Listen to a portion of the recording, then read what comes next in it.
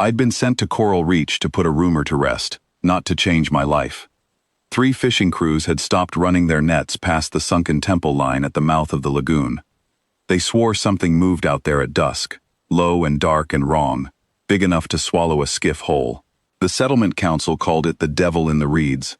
I called it a job.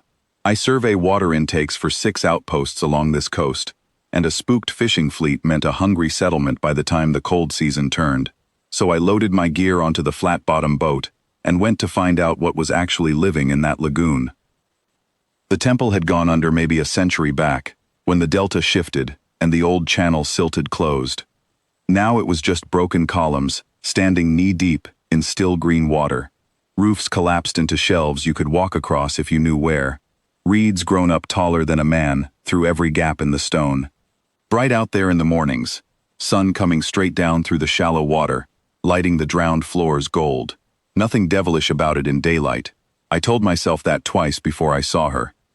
She was standing in the doorway of what must have been an inner sanctum once, half in shadow, and for one bad second, my whole body agreed with the fisherman. Long limbs, skin a deep, deep teal that caught the light strange, like the underside of a wave. Faint markings running up her arms and along one side of her face, pale and branching, the kind of pattern you'd swear was scarring, until you looked twice and saw it moved faintly with her breathing, alive under the skin. Her hair hung wet and near black past her shoulders. Her eyes, when they found mine, were a pale cyan that seemed to hold its own light even in shadow. I didn't run. I want to say that was courage. Mostly it was that my legs simply didn't get the message in time, and by the time they might have, I'd already seen her flinch back from me first, one hand coming up not to strike but to shield her own face, like she expected me to throw something. That told me everything the fisherman's stories hadn't.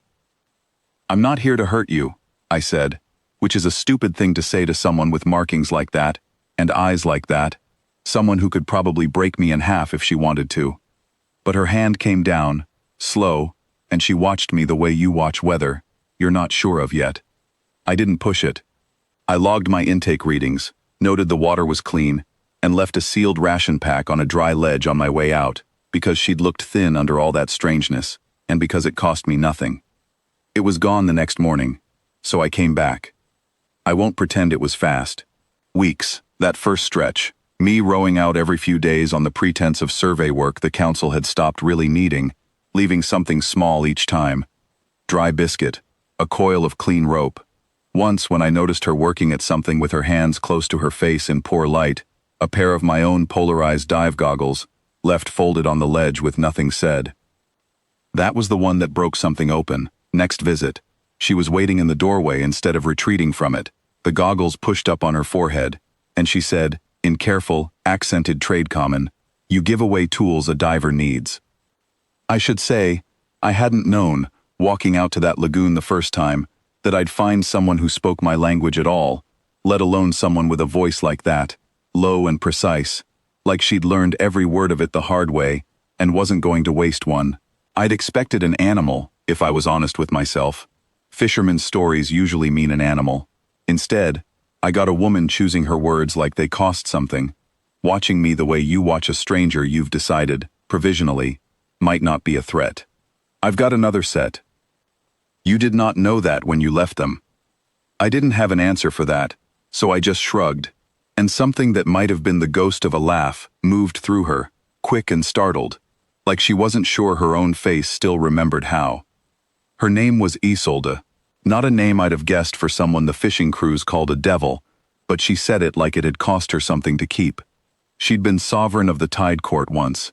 The word she used for it translated closer to keeper than ruler. She explained, when I told her I didn't understand the distinction. 12 years back, a wasting sickness had swept her people, and it left the ones who survived marked the way she was marked, the pale branching lines under the skin. Her own court had called it the tide's judgment, said the marked were cursed, unclean, better drowned quietly than seen. She hadn't been drowned, she'd been exiled instead, rowed out past the delta, and left at the old temple, with enough supplies for a season, and an understanding that she would not come back. That had been 12 years. They needed someone to blame, she said, the day she told me the rest of it, sitting on a dry shelf of stone with her knees drawn up, watching the light move on the water instead of at me. The sickness took thousands. I lived. That made me easier to see than the thing that actually did the harm. So they made you the harm instead. Yes.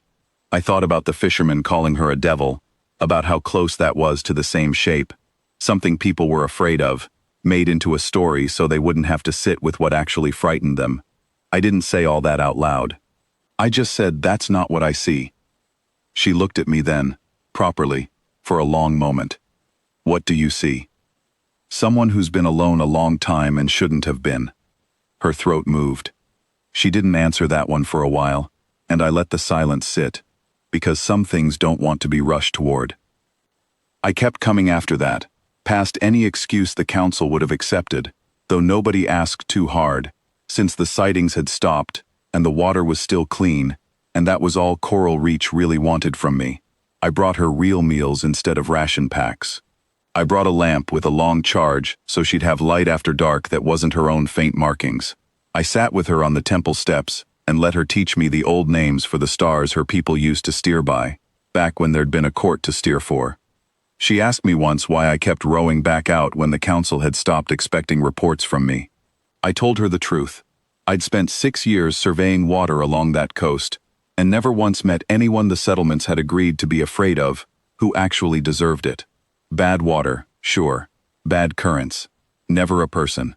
She didn't answer that for a long while, just turned her face toward the light off the shallows. Some evenings, she'd talk about the tide court like a wound she was testing for depth, the old songs, the weight of a title that once meant tens of thousands of lives, and now meant nothing to anyone but the two of us on a broken shelf of stone. Other evenings, she wouldn't talk about it at all, and I let her have those too. 12 years of silence doesn't undo itself for one man, with a boat and some ration packs.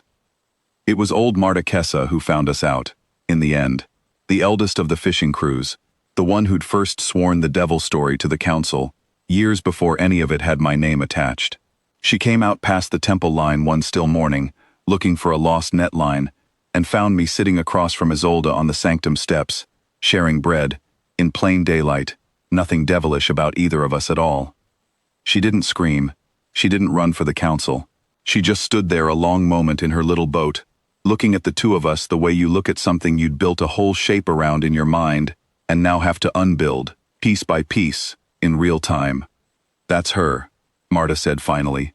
Not a question. The devil. No, I said, that's Isolde.